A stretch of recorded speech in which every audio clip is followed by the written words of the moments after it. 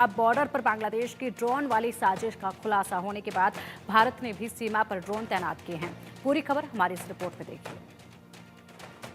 अपनी हरकतों से बाज नहीं आ रहा है बांग्लादेश। मोहम्मद यूनुस की हिमाकत तो देखिए। भारत से जंग लड़ना चाहता है बांग्लादेश। बांग्लादेश की किलर ड्रोन वाली साजिश। बांग्लादेश ने तुर्की से खरीदा घातक ड्रोन, कर दिया सीमा पर तैनात। बांग्लादेश में हिंदुओं पर अत्याचार जारी है। बांग्लादेश के अंदरूनी हालात किसी से छिपे नहीं हैं। यूनुस की अगुवाई में बनी अंतरिम सरकार में हिंदुओं अल्पसंख्यकों पर लगातार हमले हो रहे हैं। खबरों के अनुसार भारत से तनाव के बीच बांग्लादेश की फौज भारत से जंग लड़ने की तैयारी कर रही है और अब बांग्लादेश ने पश्चिम बंगाल से लगती सीमा पर तुर्की में बने ड्रोन को तैनात कर दिया है। बांग्लादेश की तरफ से उठाए गए रणनीतिक कदमों के जवाब में भारत ने भी बांग्लादेश सीमा के पास अपने मानव रहित हवाई वाहनों यानी कि ड्रोन को तैनात कर दिया है। यह तैनाती ऐसे समय में हुई है जब बांग्लादेश ने उसी क्षेत्र में तुर्की में बने बायराक्टर TB2 ड्रोन को तैनात किया है, जो दोनों देशों के बीच सीमा सर्विलांस और सिक्योरिटी के हालात को बयान करता है। बांग्लादेश ने हाल ही में TB2 ड्रोन को खरीदा है, जो जासूसी और हमले में माहिर ड्रोन है। रिपोर्ट के मुताबिक बांग्लादेश में TB2 ड्रोन को पश्चिम बंगाल के पास तैनात किया गया है, जो अपनी संवेदनशीलता के कारण रणनीतिक रूप से काफी महत्वपूर्ण है, क्योंकि ये चिकन नेक गलियारे के पास है, जो भारत के उत्तर पूर्व को बाकी देशों से जोड़ता है। हाल के दिनों में भारत बांग्लादेश की सीमा के पास TB2 ड्रोन को कई बार देखा जा चुका है। पश्चिम बंगाल के साथ ही मेघालय की सीमा के पास भी बांग्लादेश का ड्रोन नजर आ चुका है और अब इसके जवाब में भारत ने अपनी निगरानी उपायों को बढ़ाते हुए ड्रोन तैनात कर दिए हैं, जिनमें संभवतः हिरोन TP या अन्य स्वदेशी ड्रोन शामिल हो सकते हैं। इस कदम का मकसद TB2 ड्रोन से संभावित खतरे या खुफिया जानकारी जुटाने की क्षमताओं का मुकाबला करना है, जो सीमा क्षेत्र में आ सकती है। अब आइए TB2 ड्रोन की खासियत भी जान लीजिए। TB2 ड्रोन तुर्की में विकसित किया गया है और ये अपने आकार और उड़ान क्षमता में बहुत प्रभावशाली है। ये ड्रोन लेजर गाइडेड मिसाइलों से लैस है, जो आधुनिक टैंकों और सैन्य ठिकानों को तबाह कर सकती है। इसके पास 24 घंटे से ज्यादा की उड़ान क्षमता है। इसके साथ ही इसमें उच्च गुणवत्ता वाले कैमरे और लेजर सिस्टम होते हैं, जो दुश्मन के इलाके में गहराई से घुसकर खुफिया जानकारी हासिल करने और हमला करने में सक्षम बनाते हैं। सीमा के दोनों ओर एडवांस्ड ड्रोन की मौजूदगी बढ़ी हुई सर्विलांस एक्टिविटी का संकेत देती है। भारत के लिए इसका मतलब है कि सीमा पर गतिविधियों की बेहतर निगरानी, जिसमें संभावित घुसपैठ या तस्करी शामिल है। भारत ने ड्रोन की तैनाती को बांग्लादेश और अन्य क्षेत्रीय देशों के लिए एक रणनीतिक संकेत के रूप में देखा जा रहा है, जो भारत की किसी भी संभावित सुरक्षा चुनौतियों का सामना करने की तैयारी और ताकत को दिखाता है। जिस तरह से अपनी हरकतों से बांग्लादेश बाज नहीं आ रहा है, उसने बॉर्डर पर किलर ड्रोन की तैनाती कर रखी है। ऐसे में लगता है कि भारत भी बांग्लादेश की साजिश को भलीभांति समझ चुका है और संभावित खतरे को देखते हुए भारत भी पूरी तरह से तैयारी कर चुका है।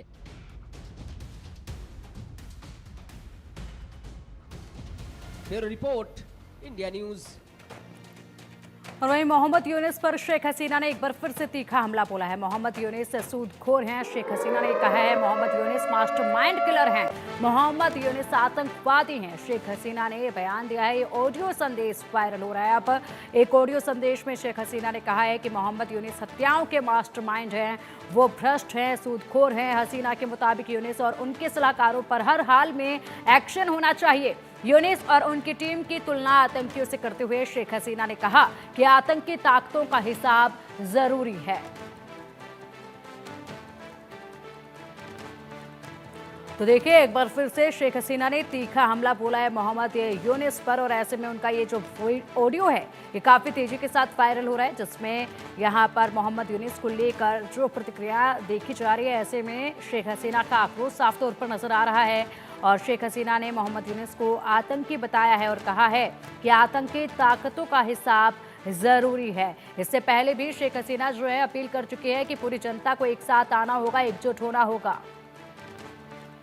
और चलिए आप इसी पर अधिक अपडेट के लिए हमारे सहयोगी आशीष दीक्षित हमारे साथ जुड़ गए हैं। आशीष, देखिए मोहम्मद यूनिस को लेकर शेख हसीना लगातार बयान दे रही हैं। इससे पहले जनता से अपील की थी कि अब इस तरीके से जो हिंसा हो रही है इसको रोकने के लिए जनता को एकजुट होना होगा, और कत्ल जिस तरीके से मोहम्मद यूनिस करवा रहे हैं उसके लिए मोहम्मद यूनिस को तख्ते से हटाना होगा। ऐसे में अब एक बार फिर उनका ऑडियो जो है वो वायरल हो रहा है, जिसमें उन्होंने सूदखोर कहा है यहाँ पर मोहम्मद यूनिस को।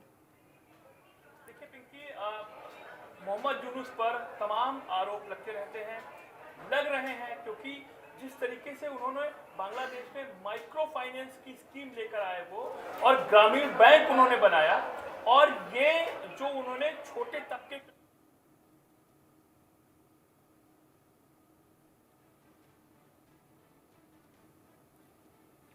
चलिए रुक करेंगे हमारे सहयोगी आशीष का, लेकिन उससे पहले जानकारी हम दे दें कि यहाँ पर सूदखोर बताया है मोहम्मद यूनिस को। मोहम्मद यूनिस ने अब तक जिस तरीके से कार्य किए हैं वो पूरी तरीके से अपने फायदे के लिए उन्होंने किए हैं, देश के हित के लिए उन्होंने कभी नहीं सोचा। इस तरीके के आरोप पहले से ही मोहम्मद यूनिस पर लगते रहे हैं।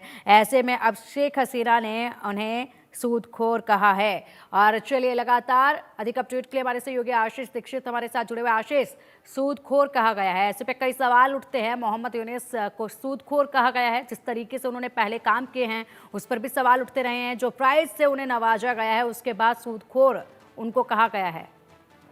देखिए, मोहम्मद यूनुस लगातार बांग्लादेश के ग्रामीण इलाकों में माइक्रो फाइनेंस उपलब्ध करवाते थे। शुरू में उनका एक काम था, फिर उसके बाद उन्होंने गांव में जा करके जो गरीब गुरबा तबका है वहां पर ऋण उपलब्ध करवाया, एक ग्रामीण बैंक बनवाई, और तमाम हजारों बांग्लादेशी जो ग्रामीण गांव में रहते हैं उन तक मदद पहुंचाई, पैसे पहुंचाए, ताकि वो अपना रहन सहन ठीक कर लें, अपने जिस रोजगार में वो है उनको एक मुश्त रकम मिल जाए। लेकिन धीरे धीरे जब ये बढ़ता गया और एक बैंक बड़ी बनती चली गई, तो शेख हसीना जब पावर में आई, सत्ता में आई, नोबेल शांति पुरस्कार के बाद 2006 के बाद, तो पहले शेख हसीना और मोहम्मद यूनुस के संबंध बहुत अच्छे रहे। लेकिन उसके बाद धीरे धीरे बात ऐसी बिगड़ती चली गई कि शेख हसीना ने मोहम्मद यूनुस की इंक्वायरी करवानी शुरू कर दी। उसके बाद पता चला कि ये लोगों से मुनाफा यानी कि कर्ज यानी कि ब्याज वसूलते हैं, कर्ज देकर ब्याज वसूलने का इन पर आरोप लगा, और इनको सजा भी इन पर मुकर्रर हुई, और तमाम इन पर आरोप लगे। सवाल यह है कि क्या उन आरोपों में सच्चाई कितनी है, या शेख हसीना 15 साल से पावर में थी इसलिए इन पर आरोप लगाए गए और उसके बाद जांच बिठाई गई, तमाम चीजें हैं। लेकिन शेख हसीना और मोहम्मद यूनुस के बीच बयानबाजी का दौर थम नहीं रहा है। अब ये कहा जा रहा है कि बांग्लादेश ने रेड कॉर्नर नोटिस बहुत जल्द शेख हसीना के खिलाफ जारी करने वाली है, और ये कहा जा रहा है कि शेख हसीना को कहीं से भी पकड़ के लेके आओ। और यूनुस को पता है कि शेख हसीना भारत में है, तमाम मुल्कों से वो दबाव बनाने की भी कोशिश कर रहे हैं। लेकिन एक तरफ शेख हसीना ऑडियो बयान जारी करती हैं, लगातार वो ट्विटर पर एक्टिव हैं, और लगातार मोहम्मद यूनुस सरकार के खिलाफ अपने कार्यकर्ताओं को एकजुट होने की बात कह रही हैं। अमेरिका में कुछ उनकी पार्टी आवामी लीग के कार्यकर्ता हैं, वहां पर भी वो प्रेस कॉन्फ्रेंस के जरिए, वीडियो कॉन्फ्रेंसिंग के जरिए वहां बातचीत कर रही हैं, और उन पर जो उनमें जोश भरने की बात कह रही हैं, और कह रही हैं कि अगर चुनाव होता है अगले साल के आखिर तक की, तो वो उनके कार्यकर्ता मैदान में उतरकर अच्छे से चुनाव लड़ें। एक वो अपने कार्यकर्ताओं में हवा भर रही हैं, यूनुस के खिलाफ निशाने लगा रही हैं, आतंकवादी करार कर रही हैं, बता रही हैं। उधर से मोहम्मद यूनुस भी शेख हसीना को भगोड़ा करार दे रहे हैं। और जो हिंसा हुई अगस्त के महीने में, जो छात्रों की मौत हुई, सीधी गोली मारी गई, उसके लिए शेख हसीना को जिम्मेदार ठहरा रहे हैं, पूरे छात्र आंदोलन को लेकर जिम्मेदार ठहरा रहे हैं। और जो रिजर्वेशन का जो कोटा था उसको लेकर जो पॉलिटिक्स हुई, जो मुक्ति वाहिनी के जो लोग थे, जिन्होंने पूरे बांग्लादेश को आज़ाद करने में भूमिका निभाई, वो जो कोटा की जो पॉलिटिक्स थी, तमाम जो पॉलिटिक्स थी जिस पर छात्र उग्र हुए, प्रदर्शन हुआ, उसके बाद हिंसात्मक झड़पें हुई, उसके लिए वो शेख हसीना को जिम्मेदार ठहरा रहे हैं। तो दोनों तरफ से बयानबाजी जारी है। अब देखना होगा कि भाई ये लड़ाई कहां तक जाती है। लेकिन इस लड़ाई में मेन बांग्लादेशी जो वहां पे लोग रह रहे हैं उनका नुकसान हो रहा है, हिंदू संगठन के लोग जो हिंदू हैं वहां पर 1,30,00,000 के आसपास बताया जा रहा है कि बांग्लादेश में हिंदू हैं, उनका नुकसान हो रहा है। और जो बांग्लादेश की अर्थव्यवस्था है, रोजगार है, उसको नुकसान हो रहा है। और पूरी तरीके से बांग्लादेश इसमें घिरता हुआ नजर आ रहा है, क्योंकि बांग्लादेश और पाकिस्तान और चीन की जो यारी है उसको कहीं ना कहीं ले डूबेगी। पिंकी। बिल्कुल बिल्कुल आशीष, और इससे पहले भी बयानबाजी इसी तरीके से दोनों तरफ से देखी गई है। और वहीं भारतीय विदेश सचिव से मोहम्मद यूनिस ने फरियाद भी की थी कि शेख हसीना वहां बैठकर जिस तरीके से बयानबाजी कर रहे हैं, उसके बाद हालात जो है वो और भी ज़्यादा तनावपूर्ण हो रहे हैं। ऐसे में मोहम्मद यूनिस के सलाहकार जो बयान देते हैं उस पर भारत सरकार लगातार उसको लताड़ भी चुकी है कि किस तरह के बयानबाजी वहाँ पर बैठ कर भारत को लेकर वो कर रहे हैं। ये सिलसिला लगातार जारी है, माहौल इससे गर्माता नजर आता है और आम जनता को सीधा इसका नुकसान जो है वो पहुँच रहा है। फिलहाल शुक्रिया आशीष आपका इन तमाम जानकारियों के लिए। दिल्ली में 175 संदिग्ध बांग्लादेशी नागरिकों की पहचान की गई है। दस्तावेजों की जांच से 175 संदिग्धों की पहचान की गई है। दिल्ली पुलिस ने सर्च ऑपरेशन अभियान अब काफी तेजी के साथ आगे बढ़ाना शुरू कर दिया है। तो देखिए, दिल्ली में लगातार अगर बात की जाए तो यहाँ पर इन बांग्लादेशी घुसपैठियों को, बांग्लादेशी नागरिकों की पहचान करने के लिए जो ऑपरेशन चलाया गया था वो काफी तेजी के साथ आगे बढ़ता जा रहा है। एक कर दस्तावेजों की जांच जो है वो की जा रही है, डॉक्यूमेंट्स जो है वो मांगे जा रहे हैं। दिल्ली में जिस कदर रोहिंग्या रह रहे हैं उनके पास पहुंचकर यहाँ पर डॉक्यूमेंट्स उनसे मांगे जा रहे हैं और सभी के ये दस्तावेज जो है वो चेक किए जा रहे हैं। दिल्ली में 175 संदिग्ध बांग्लादेशी नागरिकों की पहचान अब तक की जा चुकी है। 175 की संख्या में बांग्लादेशी नागरिकों की पहचान की गई है। क्या एक्शन आगे होगा इसलिए देखने वाली बात होगी, लेकिन फिलहाल ये जो ऑपरेशन है वो आगे बढ़ता जा रहा है। और ऐसे में बड़ा सवाल ये भी उठता है कि अब ये ऑपरेशन चलाया गया है इन बांग्लादेशी नागरिकों के खिलाफ, इन रोहिंग्यों के खिलाफ, तो ऐसे में ये ऑपरेशन कहाँ तक चलेगा, क्या कुछ इसका परिणाम जो है वो निकल कर सामने आएगा, क्योंकि इस पर पूरी तरीके से राजनीति जो है वो भी गरमाई हुई है। दिल्ली में विधानसभा चुनाव होने वाले हैं, उससे पहले वोट बैंक को लेकर सभी पार्टियां चिंतित हैं और ऐसे में इस पर राजनीति जो है वो भी काफी चरम पर पहुंची हुई है। दिल्ली में रोहिंग्यों को बिहार और पूर्वांचलियों का बताने को लेकर बिहार के डिप्टी सीएम सम्राट चौधरी ने आम आदमी पार्टी पर निशाना साधा है। सम्राट चौधरी से बात की हमारे सहयोगी संजय शर्मा ने, सुनिए। बिहार के उप मुख्यमंत्री सम्राट चौधरी जी हमारे साथ में मौजूद हैं। सम्राट जी, लेकिन ये कहा जा रहा है आम आदमी पार्टी के द्वारा, अरविंद केजरीवाल, संजय सिंह ये आरोप लगा रहे हैं कि जिनको बीजेपी रोहिंग्या बांग्लादेशी कह रही है वो असल में बिहार और यूपी से आए हुए पूर्वांचली हैं। देखिए, जो बिहार यूपी के लोग थे, याद कीजिए जब कोरोना का समय आया था तो दिल्ली की सरकार, केजरीवाल जी मुख्यमंत्री थे, सब बिहार और यूपी वाले को कहा बस से जाओ, कोई इलाज नहीं होगा। सब दिल्ली में रहने वाले बिहार यूपी के लोग अपने दिल में सब बातों को याद करके रखे।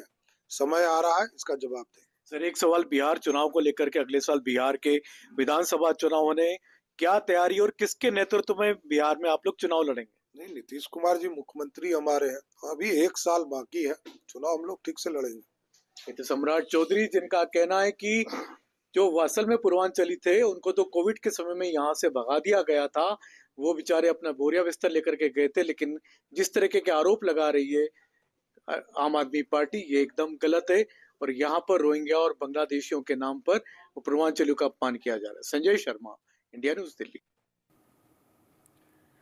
दिल्ली में जैसे जैसे चुनाव नजदीक आ रहे हैं वैसे वैसे राजनीति तेज हो गई है, तो वहीं रोहिंग्या बांग्लादेशी को नागरिकता देने पर भी सियासी सरगर्मियां बढ़ गई हैं। इसको लेकर बीजेपी के राष्ट्रीय महासचिव तरुण चुग ने आम आदमी पार्टी के संयोजक अरविंद केजरीवाल पर बड़ा आरोप लगाया है और कहा है कि केजरीवाल रोहिंग्या और बांग्लादेशियों को वोट के खातिर नागरिकता दे रहे हैं। उनको बांग्लादेश और पाकिस्तान में हिंदुओं पर हुए हमलों पर कुछ नहीं कहना है, सिर्फ वोट बैंक का काम करना है। तरुण चुग ने पूरे देश से रोहिंग्यों और बांग्लादेशियों को बाहर निकालने की बात कही है। बीजेपी के राष्ट्रीय महासचिव तरुण चुग जी हमारे साथ में मौजूद है। तरुण जी, दिल्ली में विधानसभा चुनाव होने और यहाँ पर रोहिंग्या बांग्लादेशियों की आड़ लेकर के अरविंद केजरीवाल कह रहे हैं कि ये तो पूर्वांचली हैं, बीजेपी पूर्वांचलियों को रोहिंग्या बांग्लादेशी करार कर रही है। झूठ बोल रहे हैं। पूरे भारत के सबसे झूठे और पखंडी नेता के रूप में कुख्यात अरविंद केजरीवाल इस विषय पर झूठ बोल रहे हैं। पूर्वांचलियों का नहीं, रोहिंग्यों का विरोध किया है। शराब घोटाले में पूरी तरह लिप्त दिल्ली का बेड़ा करने वाले ये वही लोग हैं जिन्होंने सीए का विरोध किया था। बांग्लादेश के अंदर इस्कॉन टेम्पल पर हिंदुओं पर हमले हो रहे हैं, केजरीवाल साहब की आंखों में एक भी आंसू नहीं आता। अफगानिस्तान में गुरुद्वारे जलाए जाते हैं, बम से उड़ाए जाते हैं, अल्पसंख्यकों की सामूहिक हत्याएं होती, महात्मा बुद्ध की प्रतिमा को, प्राचीनतम प्रतिमा को तोड़ दिया जाता है तोपों के गोलों से। पाकिस्तान के अंदर लगातार अत्याचार होता है। 18% आबादी कहाँ गई उनकी सरकारों के पास उसका जवाब नहीं। पर केजरीवाल साहब सीए का विरोध करते हैं और दूसरी तरफ रोहिंग्याओं को मुफ्त बिजली पानी की व्यवस्था देकर उन्हें दिल्ली में बसाने का षड्यंत्र रच रहे हैं। दुर्भाग्यपूर्ण है। सर, आप जम्मू कश्मीर के भी प्रभारी हैं। जम्मू कश्मीर में भी रोहिंग्या बांग्लादेश के खिलाफ सरकार अभियान चला रही है, लेकिन दिल्ली में जब अभियान चला रहा जा रहा है तो यहाँ पर राजनीति चालू हो जाती है। पूरा देश इस पर एक मत है कि जो पैसा भारत के गरीबों के लिए है वो खैरात नहीं कि किसी को भी बांट दी जाए। वो भारत के नागरिकों का है और भारत के नागरिकों के उत्थान पर ही खर्च होना चाहिए। कुछ लोग वोट बैंक के लिए गरीबों के उस पैसे का दुरुपयोग करने का प्रयास कर रहे हैं। सर, प्रधानमंत्री नरेंद्र मोदी पर कांग्रेस के नेता दिग्विजय सिंह जो कई तरह के आरोप लगा रहे हैं, और साथ ही साथ एक प्रियंक खड़गे जी हैं, खड़गे जी के लड़के, वो तो अमित शाह जी के लिए अपशब्द भी बोल रहे हैं। ऐसे समय में जब देश के प्रधानमंत्री नरेंद्र मोदी जी विदेश की धरती पर जाकर भारत की चमक व दमक बढ़ाने का काम कर रहे हैं, भारत का विजय परचम फहरा रहे हैं, पूरे विश्व के अंदर आज भारत की स्वीकार्यता, भारत के नेतृत्व की स्वीकार्यता। और मोहाली से इस वक्त की एक बड़ी खबर। मोहाली में बिल्डिंग गिरने के मामले में केस दर्ज किया